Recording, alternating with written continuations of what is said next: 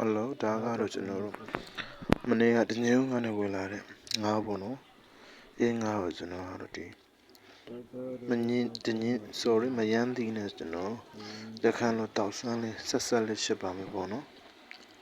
အဲ့ဒါတော့မယန်းသီးကိုကျွန်တော်နှလုံးသုံးလောက်လို့ထင်မယ်ပေါ့နော်အဲ့ဒါ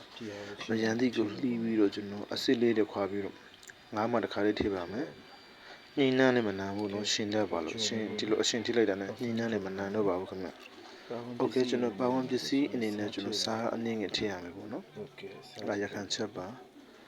ပြီးကျွန်တော်ပြီးအစင်းစားလေးထည့်ပါမယ်ပြီးအစင်းစား Okay ပြီးအစင်းစားလေးအနည်းငယ်နှိုက်ပြီးတော့ကျွန်တော်ကိုလိုသလောက်လေးပေါ့နော်ဒါထည့်လိုက်ပါမယ် Okay ဒါလေးကျွန်တော်ထည့်ပါမယ်ထည့်လိုက်ပါပေါ့နော် Okay ပြီးနောက်ပြီးတော့ကျွန်တော် Okay မယန်းသီးလေးထည့်ထားပြီဆိုတော့ကျွန်တော်ဒါအရှုံးမုန်းလေးအနည်းငယ်ထည့်မယ်ပေါ့ဟင်းရှုံးမုန်းအနည်းငယ်ထည့်မယ်ပြီးရင်ကျွန်တော်ဗာဆက်ထည့်မယ်လို့ဆိုလို့ရှိရင်ဒီနေလေးစုပါဘာကြမ်းလဲနှွေးမှုထည့်ကောင်းနှွေးမှုကငါးမှာအညင်တန်းလေးတွေပါလို့ရှိရင်နှွေးထည့်လိုက်တာနဲ့အညင်တိတ်မနန်းတော့ပါဘူးဆိုတော့ကဲဆက်ထည့်ပါမယ်နှွေးမှုအနည်းငယ်ပေါ့နှွေးလေးညားမယ်တယ်โอเคပြန်ရှုရှာနေမယ်โอเคဒါဆိုတော့နှွေးမှုထည့်လိုက်မယ်ပြီးရင်ကျွန်တော်အဖုံးလေးအုပ်လိုက်မယ်ပေါ့နော်စူအောင်ထိစူအဖုံးအုပ်လိုက်ပါမယ်အစုံစူလာပြီးမှကျွန်တော်အဖုံးကိုဖွင့်ပြီးတော့โอเคစူလာပါပြီခင်ဗျာစူလာပါပြီဆိုတော့ကျွန်တော်အဲ့မှာခုနအထစ်ထားတဲ့မယန်းသီးကိုစေပြီးတော့အရှင်ဖောက်ပါမယ်အဲ့မှာပြန်ထိမယ်ပေါ့နော်အရှင်တက်လေရှင်းရှင်းလေးမယန်းသီးတောက်ဆန်းဆိုကျွန်တော်ပြန်ပြီးစေပြီးတော့ပြန်ရုပ်သီးတစ်ထည့်အောင်โอเคမယန်းသီးက3လုံးထိဆိုကျွန်တော်6ချမ်းရမယ်ပေါ့တစ်ရှင်းဒီမှာကဲမယန်းသီးကိုစေယူလိုက်မယ်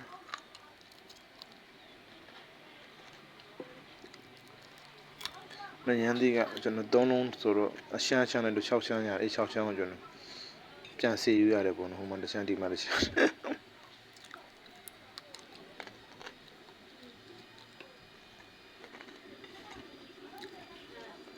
ကဲမယန်းသီးကလည်းအရှမ်းရပါပြီ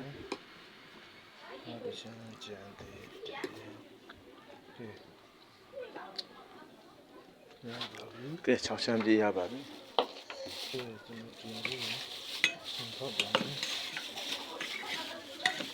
ကဲမယန်းသီးကိုကျွန်တော်အရှင်ဖောက်လိုက်ပါမယ်အရှင်ဖောက်ကဲအရှင်ဖောက်ပြီဆိုလို့ရှိရင်ကျွန်တော်အစွမ်းလေးနဲ့တောက်လိုက်ပါမယ်တောက်ကြည့်ရပြီးရင်ကျွန်တော်အဲ့ဒါပြန်ထည့်မယ်ပေါ့နော်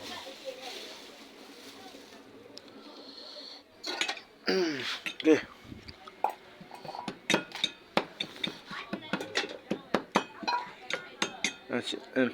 ရှင်ကလည်းနူးပြီဆိုတော့ကျွန်တော်ပြန်အဲ့အောင်ကျွန်တော်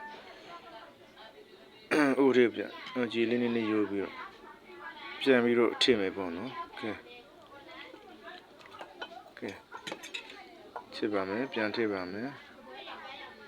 ကဲပြန်ထည့်ပါမယ်โอเคကဲ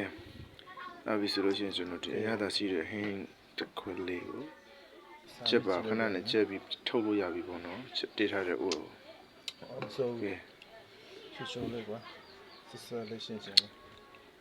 လေးရေးမိစားမိကြည့်လိုက်တော့ရတာကောင်းပါလေရှင်းဆက်လေးပေါ့နော်ကဲ